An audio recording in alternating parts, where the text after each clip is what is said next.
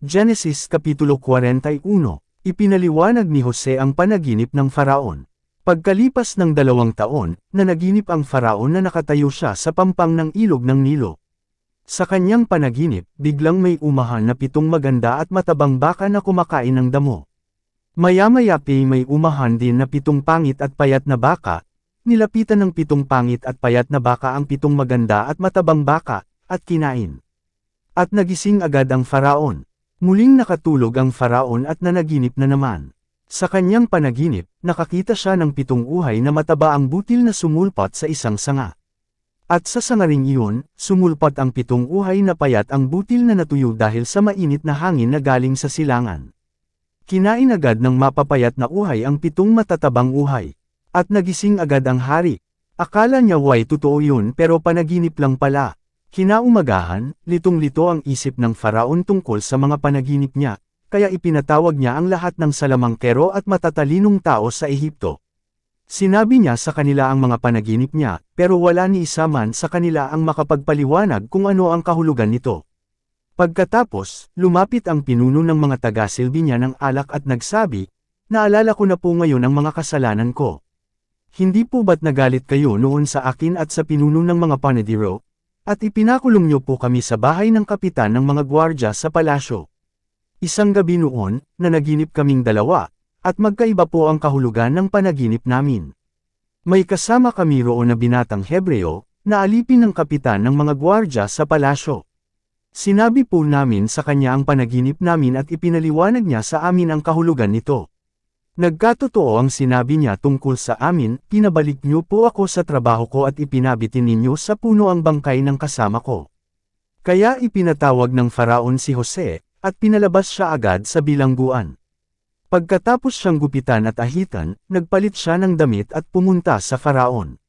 Sinabi ng Faraon sa kanya, "Nanaginip ako pero walang makapagpaliwanag ng kahulugan nito. May nagsabi sa akin na marunong kang magpaliwanag ng kahulugan ng mga panaginip."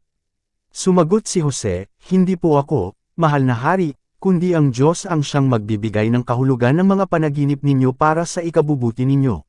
Sinabi ng Faraon ang panaginip niya kay Jose. Sinabi niya, "Nanaginip ako na nakatayo ako sa pampang ng ilog Nilo. Biglang may umahan na 7 maganda at matabang baka, at kumain sila ng damo. Maya-maya may umahan ding 7 pangit at payat na baka. Wala pa akong nakitang baka sa buong Ehipto na ganoon kapangit. Kinain ng mga pangit at payat na baka ang 7 matatabang baka na unang nagsiahon. Pero pagkakain nila, hindi man lang halata na nakakain sila ng ganoon dahil ganoon pa rin sila kapapayat. At bigla akong nagising, pero nakatulog ulit ako at nanaginip na naman. Nakakita ako ng 7 uhay na mataba ang butil na sumulpot sa isang sanga. At sa sangaring iyon, sumulpot din ang 7 uhay na payat ang butil at natuyo dahil sa mainit na hangin na galing sa silangan. At kinain ng mga payat na uhay ang 7 matatabang butil na uhay. Sinabi ko na ito sa mga salamangkero, pero wala ni isa man sa kanila ang makapagpaliwanag ng kahulugan nito." Sinabi ni Jose sa Faraon, "Mahal na hari, ang 2 panaginip po ninyo ay iisa lang ang kahulugan. Sa pamamagitan ng mga panaginip ninyo, ipinapahayag sa inyo ng Diyos kung ano ang kanyang gagawin. Ang 7 matatabang baka at 7 matatabang uhay ay parehong 7 taon ang kahulugan. Ang 7 payat at pangit na baka at ang 7 payat na butil na uhay na pinatigas ng mainit na hangin na galing sa silangan ay nangangahulugan po ng 7 taong taggutom. Gaya po ng sinabi ko sa inyo, mahal na Faraon. Ipinapahayag sa inyo ng Diyos kung ano po ang kanyang gagawin.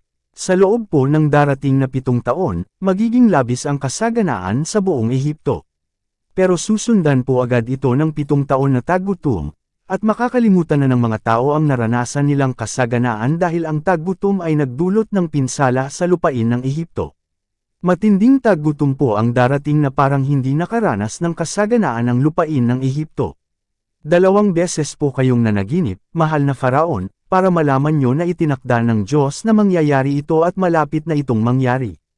Kaya ngayon, mahal na Faraon, iminumungkahi ko po na dapat kayong pumili ng isang matalinong tao para mamahala sa lupain ng Ehipto.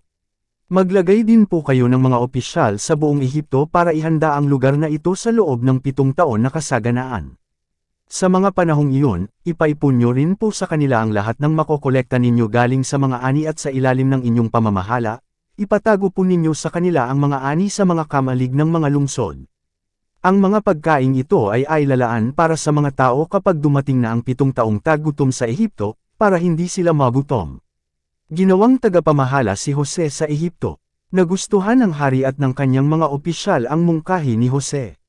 Sinabi niya sa kanyang mga opisyal, wala na tayong makikita pang ibang tao na kagaya ni Jose na ginagabayan ng Espiritu ng Diyos. Kaya sinabi ng Faraon kay Jose, sapagkat sinabi sa iyo ng Diyos ang mga bagay na ito, wala na sigurong iba pang tao na may kaalaman at pangunawa na kagaya mo. Gagawin kita ngayon na tagapamahala ng aking kaharian at gobernador ng buong Ehipto, at susunod sa iyo ang lahat ng tauhan ko. Pero mas mataas pa rin ang karapatan ko kaysa sa iyo. Tinanggal agad ng Faraon ang kanyang singsing na pangtatak at isinuot sa daliri ni Jose. Pinasuotan niya si Jose ng espesyal na damit na gawa sa telang linan at pinasuotan ng gintong kwintas. Ipinagamit din niya kay Jose ang kanyang pangalawang karwahe, at may mga tagapamalit na mauuna sa kanya na sumisigaw, lumuhad kayo sa gobernador. Kaya simula noon, naging gobernador si Jose sa buong lupain ng Ehipto. Sinabi pa ng Faraon kay Jose, ako ang hari rito sa Ehipto, pero walang sinuman ang gagawa ng kahit ano rito sa Ehipto nang walang pahintulot mo. Pinangalanan niya si Jose ng Zaphanat-Paneah. Pinag-asawa rin niya si Jose kay Asenat na anak ni Potiphar na pari mula sa lungsod ng On. Bilang gobernador, si Jose na ang namahala sa Ehipto. Si Jose ay 30 taong gulang pa lang nang magsimulang maglingkod sa Faraon. Umalis siya sa palasyo at umikot sa buong Ehipto. Tunay ngang naging masagana ang ani sa loob ng 7 taong kasaganaan. At sa panahong iyon, ipinaipon ni Jose ang lahat ng nakolekta galing sa mga ani. Ipinatago niya sa bawat lungsod ang mga ani na galing sa bukid sa palibot nito. Napakarami ng trigang na ipon ni Jose, parang kasing dami ng buhangin sa tabing dagat. Itinigil na lang niya ang pagtatakal nito dahil hindi na ito makayanang takalin. Bago dumating ang taggutom, ipinanganak ang 2 anak ni Jose kay Asenat na anak ni Potiphar na pari ng lungsod ng On. Pinangalanan ni Jose ang panganay na Menes dahil ayon sa kanya, dahil sa tulong ng Diyos, nakalimutan ko ang mga paghihirap ko at ang aking pananibik sa sambahayan ng aking ama. Pinangalanan niya ang pangalawa niyang anak na Ephraim. Sapagkat ayon sa kanya, dahil sa tulong ng Diyos, naging masagana ako sa lugar kung saan nakaranas ako ng mga paghihirap. Natapos na ang 7 taong kasaganaan sa Ehipto, at nagsimula na ang 7 taong taggutom katulad ng sinabi ni Jose.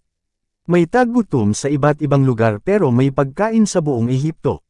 Dumating ang panahon na naramdaman din ng mga taga-Ehipto ang taggutom, kaya humingi sila ng pagkain sa hari. Sinabi ng hari sa kanila, pumunta kayo kay Jose dahil siya ang magsasabi sa inyo kung ano ang gagawin ninyo. Lumaganap ang taggutom kahit saan.